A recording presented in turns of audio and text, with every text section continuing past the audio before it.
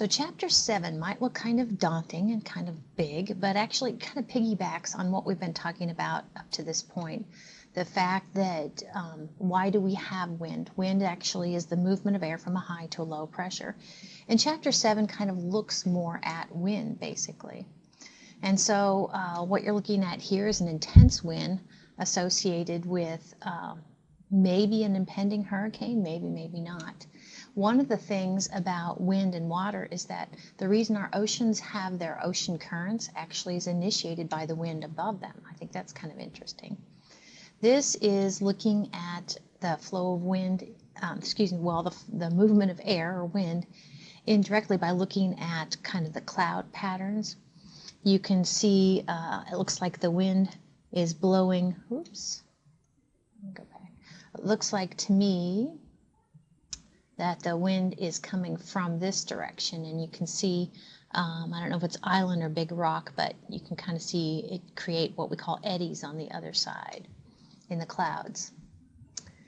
So when we talk about winds, there are different scales of winds, and the 3 or 4 different scales of winds vary by 2 factors. One is how long they occur, and the other is how far spread out is that wind. So starting with the macroscale winds, those are the largest winds, and they're the longest lasting. Examples of macroscale winds would be these weather systems, or I guess they wouldn't even necessarily be weather systems, but an example of a macroscale wind would be our westerly wind, our mid-latitude westerlies. We're going to talk about this here in just a little bit. It's a large-scale wind, and actually it explains why in the United States we tend, now not always, but we tend to have a westerly wind.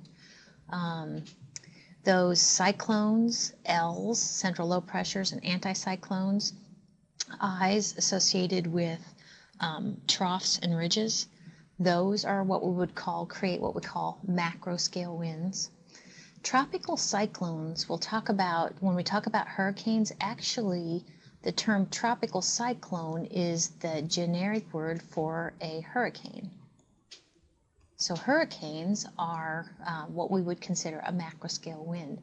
They last a long time and they cover a large area. Compare that to mesoscale winds. Mesoscale winds then can last for just simply hours or down to minutes, and they don't cover as much area.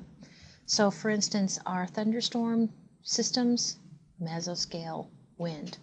The tornadoes that can be spawned from our thunderstorm clouds, our cumulonimbus clouds, again, a mesoscale wind.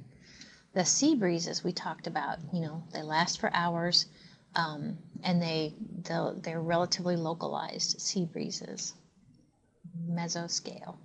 The smallest scale then will be what we call microscale winds, and they're the least predictable.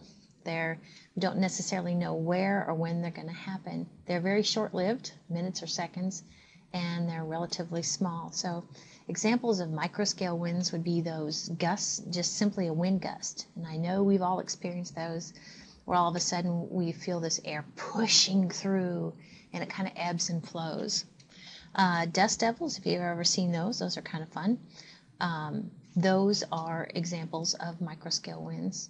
Just in general, turbulence, like we saw kind of the eddies on the downwind side of that object just a little bit ago, and we saw kind of the swirls in the clouds. Those would be microscale wind events. So to kind of put a picture with a term here, just to kind of remind you. So this is an example of a macroscale wind, would be a tropical cyclone. It's the generic name. We call them hurricanes in our neck of the woods. Macroscale. Mesoscale would be a tornado. It's an example of a mesoscale. And this is showing you kind of a gust of wind, a microscale event.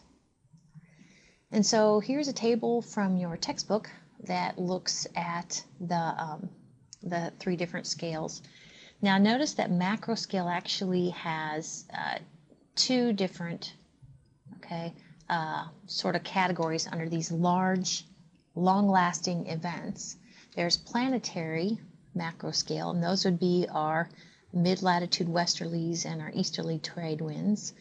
And then there are the synoptic ones, synoptic macroscale winds, which would be our hurricanes and our cyclones and anticyclones. So those both fall under macroscale. Then, of course, we have our mesoscale, and then our microscale.